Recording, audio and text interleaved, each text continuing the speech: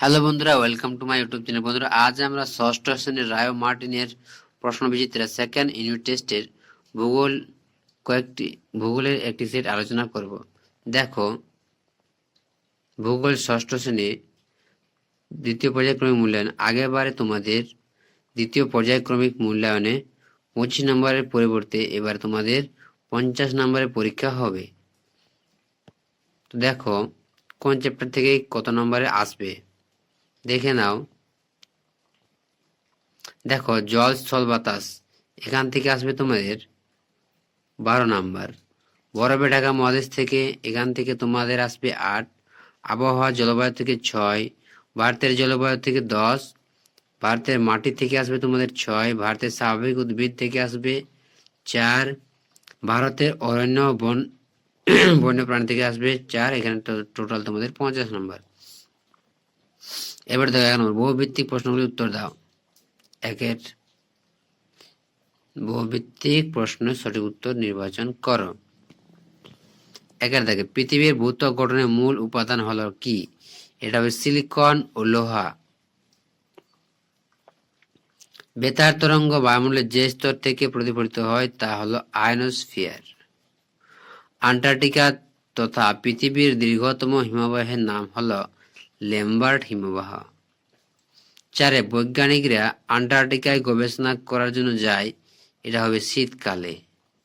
Option B. পৃথিবীর অ্যালবেডোর পরিমাণ হলো %, 35%। Option C. বায়ুর আর্দ্রতা পরিমাপক যন্ত্রের নাম হলো হাইগ্রোমিটার। Option C. পশ্চিমবঙ্গে গ্রীষ্মকালীন বিদ্যুৎ ঝড় বৃষ্টি হয়, সেটা হলো কাল বৈশাখী। Option D. দক্ষিণ ভারতের সব থেকে উর্বর মাটি হলো কালো মাটি, কৃষ্ণ মৃত্তিকা। Option A. ভারতের ক্রান্তীয় চিরসবুজ অরণ্য দেখা যায় কোন অংশে? এটা হবে উত্তরের পার্বত্য অঞ্চলে। Option D. জলদাপাড়া হলো ভারতের একটি একটি হবে অভয়ারণ্য। Option C. শূন্যস্থান পূরণ করো। বায়ুমণ্ডল ড্যাশ স্তরে সূর্যের অতিবেগুনি রশ্মি থেকে পৃথিবীর জীবগুলোকে রক্ষা করে এবং স্ট্র্যাটোস্ফিয়ার। পৃথিবীর স্বাভাবিক উষ্ণতায় ক্রমাগত অস্বাভাবিক বৃদ্ধি ঘটনাকে কি বলে? Global warming. শীতকালে আন্টার্কটিকা আকাশে রংধনুর মতো আলোক ছটাকে বলে কি? মেরু জ্যোতি বলা হয়। নির্দিষ্ট উষ্ণতায় নির্দিষ্ট পরিমাণ বায়ুতে জলীয় বাষ্পের পরিমাপকে বায়ুর ড্যাশ বলে? আর্দ্রতা বলে। জলীয় বাষ্প ঠান্ডা হয়ে ড্যাশ পদ্ধতিতে ছোট ছোট জলকণায় পরিণত হয়, এটা হবে ঘনীভবন পদ্ধতিতে। ড্যাশ মৌসুমী বায়ু শীতকালে ভারতের করমণ্ডল উপকূলে বৃষ্টি ঘটায়, এটা হবে উত্তর পূর্ব। উত্তর ভারতের উর্বর নবীন পলিমাটি ড্যাশ নামে পরিচিত, এটা হবে কি? খাদার। ভারতের উপকূলীয় অঞ্চল ড্যাশ অরণ্য গড়ে ওঠে, ম্যানগ্রোভ অরণ্য। ড্যাশ ভেষজ উদ্ভিদ উচ্চ রক্তচাপ কমাতে সাহায্য করে, এটা হবে সর্পগন্ধা। দেখো উত্তর, এটা হবে সর্পগন্ধা। এরপর আমরা দেখব পরের দাগের প্রশ্নগুলো। এগুলো ভালোভাবে দেখে নাও, পারলে স্ক্রিনশট নিয়ে নাও। এরপরে দেখো শুদ্ধ ও শুদ্ধ। শুদ্ধ প্রথমেরটি হবে শুদ্ধ, তারপরটি হবে শুদ্ধ, 3 নম্বরটি অশুদ্ধ, 4 নম্বরটি শুদ্ধ, 5টি শুদ্ধ। 2-1 কথায় উত্তর দাও, যে কোনো 8টি। ইউরোপের প্রধান পর্বতশ্রেণীর নাম কি? এটা হবে আল্পস। ইউরোপের প্রধান পর্বতশ্রেণী হলো আল্পস। পৃথিবীর প্রায় অর্ধাংশ জুড়ে কোন মহাসাগর বিস্তার লাভ করেছে? এটা হবে প্রশান্ত মহাসাগর। আন্টার্কটিকা মহাদেশের জীবন্ত আগ্নেয়গিরির নাম কি? Mount Erebus. আগত সৌর বিকিরণের যে পরিমাণ সূর্যরশ্মি পৃথিবীর ভূপৃষ্ঠকে উত্তপ্ত করে তাকে বলা হয় আগত সৌর বিকিরণ। 100% মেঘাচ্ছন্ন বলতে কি বোঝায়? দেখো, এখান থেকে লিখবে, এখান পর্যন্ত, এখান থেকে এখান পর্যন্ত লিখে দেবে। তারপর কি আছে দেখো, ভারতের শীতকালে মাঝে মাঝে মেঘলা আকাশে যে ঝিরিঝিরি বৃষ্টি হয় তাকে কি বলে? এটা বলে পশ্চিমী ঝঞ্ঝা। ভারতের ছোটনাগপুর মালভূমি অঞ্চলে কোন মাটি গড়ে ওঠে? এটা ল্যাটেরাইট, লাল মৃত্তিকা, ল্যাটেরাইট। ভারতের আন্দামান নিকোবর দ্বীপে কোন অরণ্য গড়ে ওঠে? এটা আর্দ্র চিরসবুজ ও আর্দ্র পর্ণমোচী অরণ্য। তারপর কি আছে, আর্দ্র চিরসবুজ, আর্দ্র পর্ণমোচী অরণ্য। এরপর দেখো, কোন অরণ্যে বন্যপ্রাণীর সঙ্গে স্বাভাবিক উদ্ভিদ ও প্রাকৃতিক সৌন্দর্য রক্ষা করা যায়? এটা হবে অভয়ারণ্য। এরপরে দেখো পাঁচের গুলো দেখো, প্যানজিয়া প্যান্থেলাসা, এটা যে কোনো দুটি করতে বলেছে। এখানে তোমাদের 2 গুণিত 2 সমান 4। প্যানজিয়া ও প্যান্থালাসা কি? দেখো, প্যানজিয়া প্যান্থালাসা, এটা হচ্ছে প্যানজিয়া, এখান থেকে এখান পর্যন্ত লিখবি। প্যান্থালাসা এখান থেকে এখান পর্যন্ত লিখবি। এটা অবশ্য তোমরা পাঠ্য বইয়ে পেয়ে যাবে। তারপর দেওয়া আছে কি, মেরুজ্যোতি। দেখো, মেরুজ্যোতি কি বা মেরুজ্যোতি কাকে বলে, এটা তোমরা পাঠ্য বইয়ে পেয়ে যাবে, দেখে নাও। এখান পর্যন্ত লিখবে, এখান থেকে এখান পর্যন্ত লিখে দেবে। তারপরে কি আছে,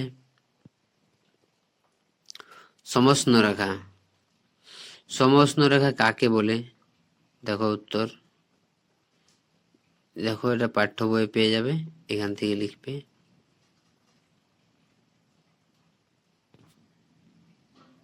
তারপর আছে লু কি?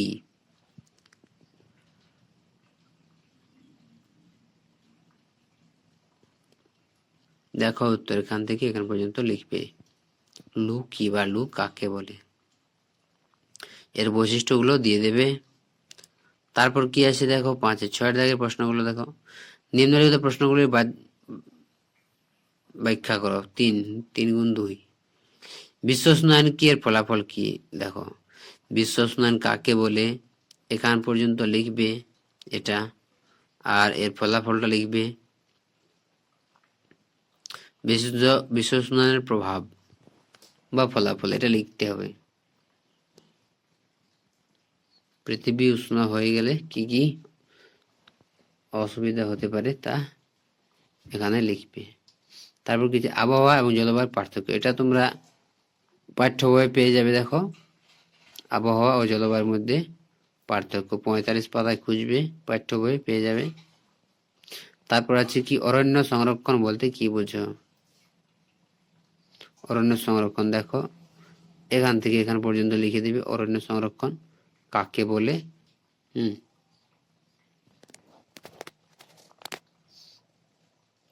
তারপর কি আছে দেখো, উদাহরণসহ ভারতের নাতিশীতোষ্ণ অরণ্য ও লবণাম্ব অরণ্য উদ্ভিদের বৈশিষ্ট্য লেখো। আছে দেখো, এটা তোমার পাঠ্য বই থেকে খুঁজবে, এটা পেয়ে যাবে। একটা দেখবে ছক দেওয়া আছে, এখান থেকে এগুলো লিখে দেবে। দেখো,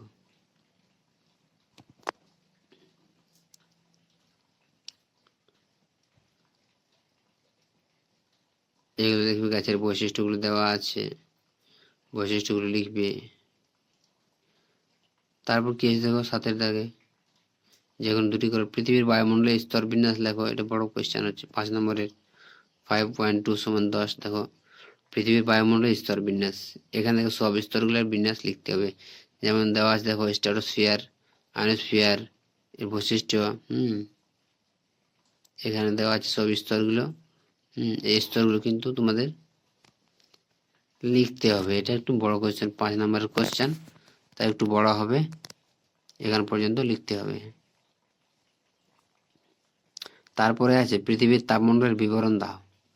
পৃথিবীর তাপমণ্ডল, দেখো এখান থেকে লিখবে পৃথিবীর তাপমণ্ডল।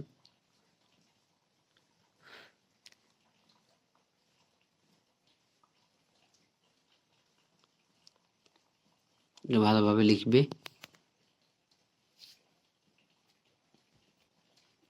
এরপর আছে দেখো, পরের প্রশ্ন, ভারতের জলবায়ুতে মৌসুমী বায়ুর প্রভাব আলোচনা করো। এটাও কিন্তু গুরুত্বপূর্ণ প্রশ্ন। দেখো, এখান থেকে এখান পর্যন্ত খরার সৃষ্টি হয় পর্যন্ত লিখে দেবে, পয়েন্টগুলো অবশ্যই দেবে।